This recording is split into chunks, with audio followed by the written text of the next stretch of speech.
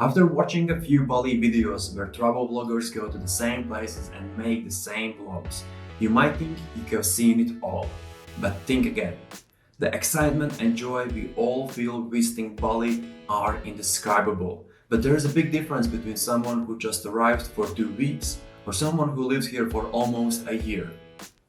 My name is Arturs and I'm really excited to share my personal knowledge and experience about Bali with you. As someone who has traveled the coastline of Bali with scooter, climbed Mount Batur with birthday cake in his backpack, swim with dolphins and spent countless hours researching and experiencing the wonders of this island. Combining information and putting together this video, I can say you will learn some tips and tricks on how to plan an unforgettable trip to Bali. If you get value from this video, give it a thumbs up and subscribe to the channel.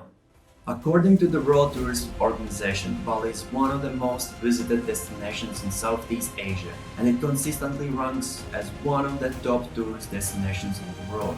Imagine every year 6 to 7 million visitors from around the world are willing to endure long flights and spend large amount of money to come to the Bali, where they willingly wait in the massive lines for pictures, crowded temples, and adjust their busy schedules just to experience the island of the gods.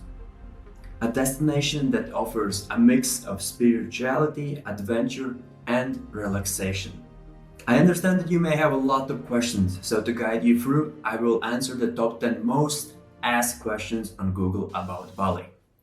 The last thing that you want to do when you are here is to spend your time Googling what to do tomorrow, instead of having a great time with your family. Shortly after traveling around the Philippines, I came to Bali in May 2022. My initial plan was to see Bali's top attraction points and make awesome videos. But only option for Latvians to arrive at that time was to get a business B211A visa, which lasts for 6 months. But now you can apply for visa on arrival, which can cost up to $40, what allows you to stay here for 1 to 30 days. It's important to check the Bali.com website for up-to-date information, as the Indonesian government can change rules unexpectedly, especially with the recent activities. If you're interested in knowing what visa agency I have been using, feel free to contact me on Instagram and I will share direct contacts with you. As a traveler, I can say that the best time to visit Bali depends on what you are looking for. If you want to enjoy the best weather and outdoor activities, then the dry season from April to September is the perfect time to go.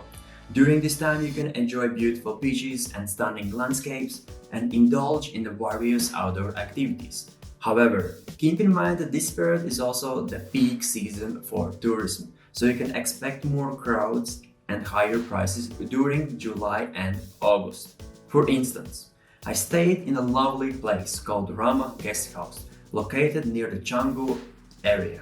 I paid $160 per month for a room, for pool, included kitchen, Wi-Fi, rice field, and was lovely quiet atmosphere.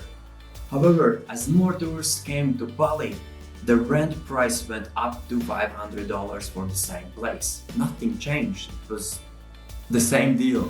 On the other hand, if you don't mind a little rain and want a more budget-friendly and peaceful vacation, the wet season from October to March could be a great option for you. But remember to put a rain jacket in your scooter and don't buy the cheap ones.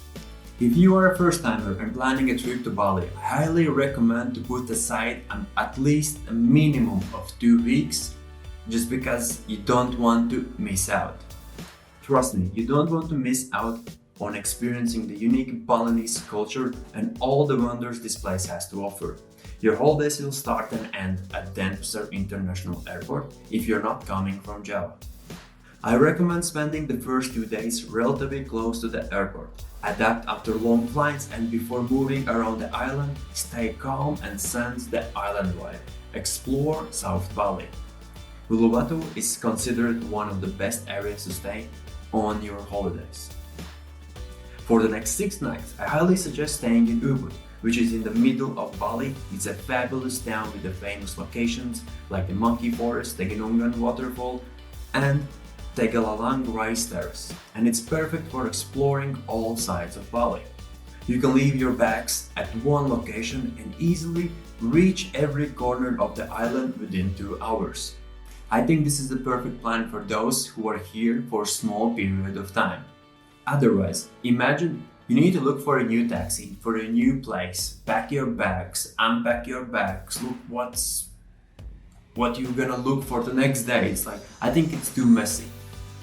One of the places I stayed in Ubud was Pikatu Ubud Guest House, which cost me around $100 per 6 nights.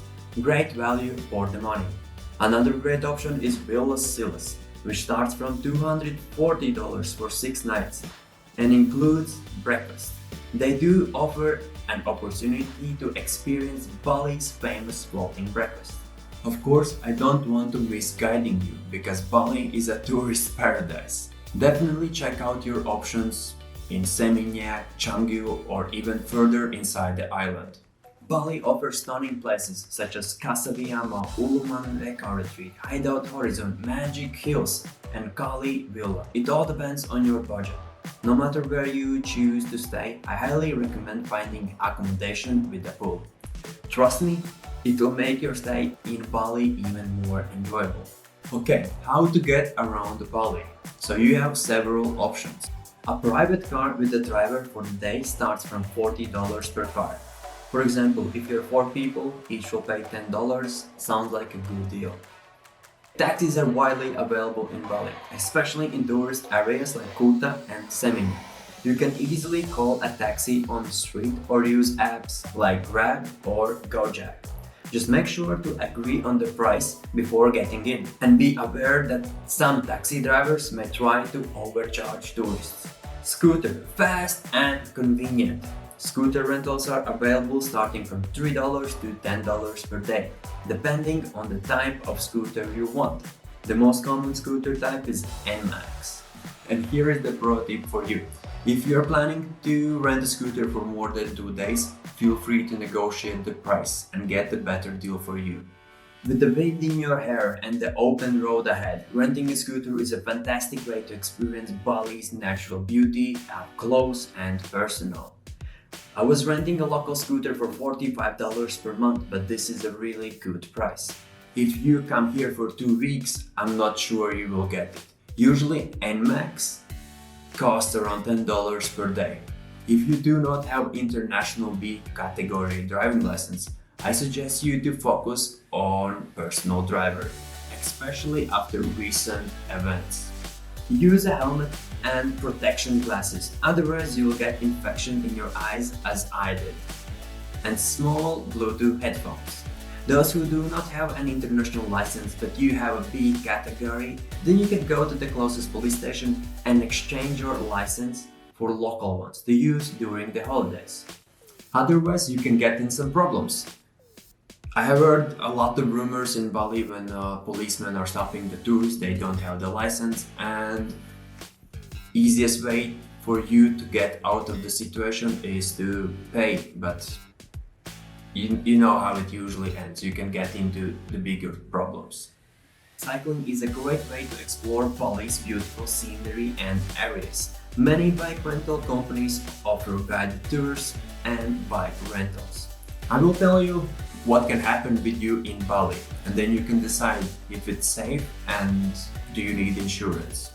From my personal experience, some injuries and what I have seen happening around Bali during the last year. Sunburns and heat strokes. Bali has a tropical climate and the sun will get you here really fast.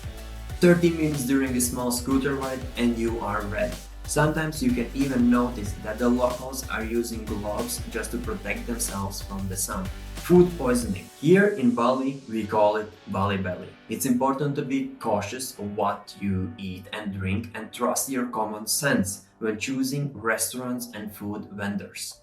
I ate sweet corn from the local street vendor, and for the next 5 days I was down with low energy and stomach pains. In Bali, generally not recommended to drink tap water due to the risk of contamination.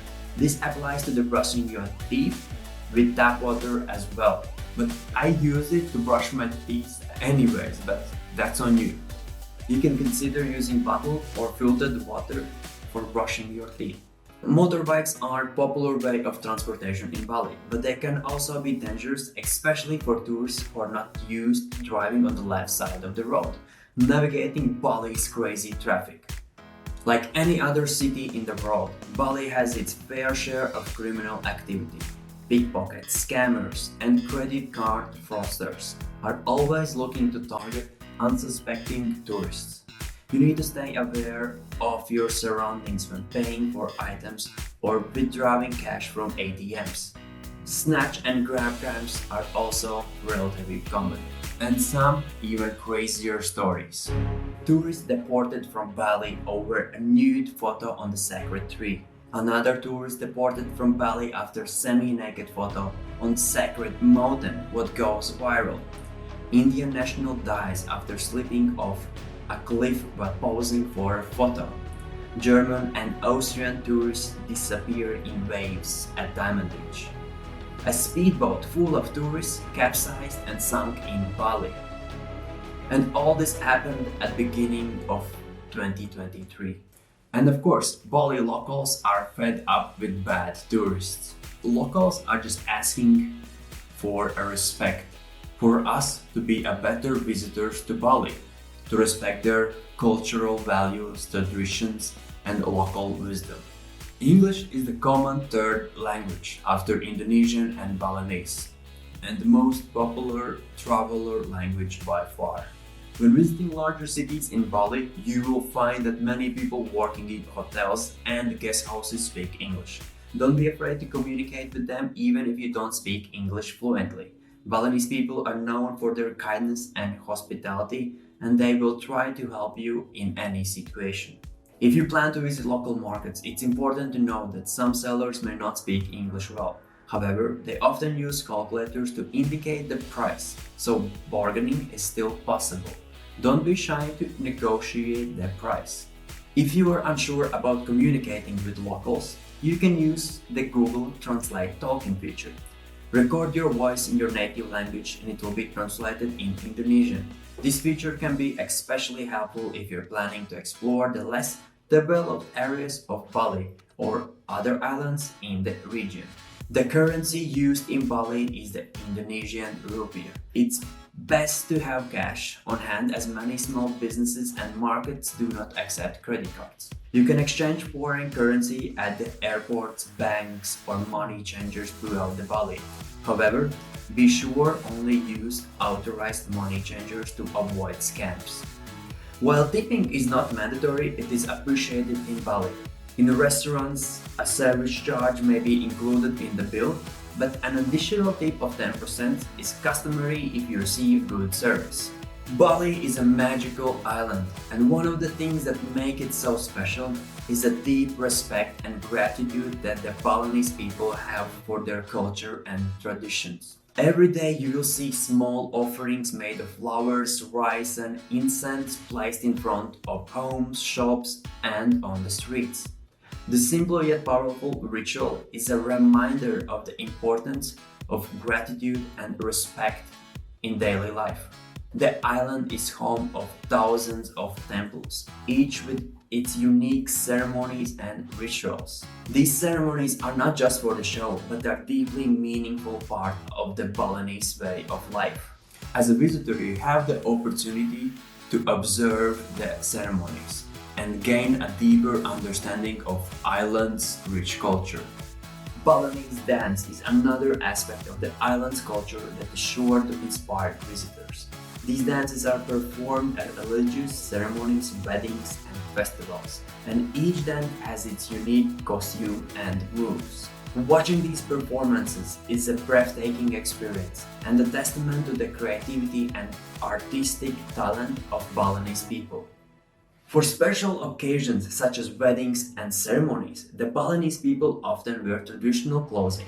Women wear the kebaya and sarong, while men wear the sarong and udeng. These traditional garments are not just a fashion statement, but are symbol of the deep connection that the Balinese people have with their culture and traditions. As a visitor, learning about and appreciating these customs and traditions will leave you with a deep sense of inspiration and appreciation for the Balinese way of life. What are the top tourist attractions in Bali? Garuda Wisnu Kansena Cultural Park. This is the beautiful cultural park with the Garuda sculpture in the middle, which is 122 meters high. Uluwatu Beach. Go and see and explore everything. When you go to where the beach finally opens up, keep to the left. You will have to go through the cliff to get to the right place. The beach will be really beautiful and you will be able to go into water up to your waist. Just be careful. Uluwatu Temple is also an important cultural and religious site in Bali with the most impressive sunsets.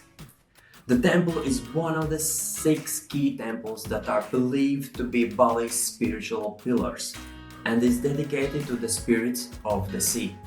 Uluwatu Temple is also home to a large colony of monkeys who are believed to guard the temple against evil spirits. And of course the famous Kekak fire dance. Show will start usually at 8 and it's a must-see performance, so don't miss it. Tegalangang Rice Terrace. The rice terrace are not just a beautiful landscape, but also a testament to the Balinese people's traditional way of farming. Lempiyak Temple is one of the oldest and most sacred temples in Bali. The view of the temple gate with Mount Agung in the background is one of the most iconic and photographed images in Bali. Lahangan Suite, a viewing platform that overlooks the indescribable, remarkable Mount Agung of Bali's highest volcano. Titagang is a beautiful former royal water palace in eastern Bali. It's a holy site for the Balinese people and it is believed to have healing powers. This place is famous for its beautiful big fish. Sekumpul Waterfall. Sekumpul Waterfall is one of the most beautiful waterfalls in Bali and it's definitely worth a visit. The height of waterfall is around 80 meters. Here are some other stunning waterfalls as Git Waterfall, Tegenungan Waterfall, Benyumala Twin Waterfall, and Tibumana Waterfall. Of course, Leka Leka Waterfall. But what are the best things to do in Bali? You can visit ancient temples, Tanah Lot Temple and Besakih Temple. Bali has some of the most beautiful beaches in the world, such as Kuta Beach, Seminyak Beach, Nusa Dua Beach, and famous Batu Bolong Beach. So feel free to try water sports, surfing, diving, snorkeling, or even whitewater rafting and canyoneering. Or go to Bali Safari. It's a great place for a family with kids. I have made a separate video about the place, so check the link in description. Climb at Mount Batur, a very popular destination for adventurous travelers who are looking to hike up to the summit of an active volcano. Once you reach the top of the volcano, you will be rewarded with stunning panoramic views. Best to do that at sunrise. Lovina Beach is a great place to swim with dolphins because it is one of the few places in Bali where you can see dolphins in the wild. Swimming with dolphins in the open sea is a unique and unforgettable experience. Experience traditional spa, monkey forest, Bali bird park, unique luwak coffee, or maybe even a Bali museum to explore culture more in a deeper level. Enjoy the local cuisine. Bali has unique cuisine that is a mix of Indonesian, Chinese and Indian influences. Don't miss trying some of the local dishes like nasi goreng, satay, and babi guling. And don't worry, you don't need to remember all these locations. I have created the 13-day Bali guide for you with all the information. Just check the link in description. Before we start with the budget, the prices I will tell you are more my personal experience, just to guide you. You can stay in the bamboo villa and pay $150 per night, or a good hotel with a pool and breakfast for $10 a night. You can expect to spend at least $500 to $1,000 per person for a 2-week trip to Bali. And here is a rough breakdown for the costs. So, accommodation. Accommodation starts around $10 per night, while mid-range hotels and resort starts around $30 to $50 per night. For a 2-week trip, you can expect to spend around $300 till $500 on accommodation. Food and drinks. Street food and local eateries are inexpensive, with meals costing around $2 to $5. Mid-range restaurants will cost around $10 till $20 per meal. For 2 weeks, you can expect to spend around $200 to $300 on food and drinks. Transportation. Taxis and ride-sharing services are affordable in Bali, but you can save money by renting a scooter or motorbike. Expect to spend around $100 to $150 on transportation for 2 weeks. Activities and attractions. Plan to spend around $300 to $500 on activities and attractions for 2 weeks. Unexpected expenses. This can include things like souvenirs, laundry, and other small expenses. Plan to spend around $100 to $200. However, keep in mind that the prices can vary widely depending on your choices and preferences. If you're also going to Nusa Penida Island or another island, bring at least extra $200. The passion and joy you see on this island is like nowhere else. When people come for the holidays, they look so happy. They enjoy the life. I never thought that a simple 10-day plan to Bali will turn into a life-changing journey.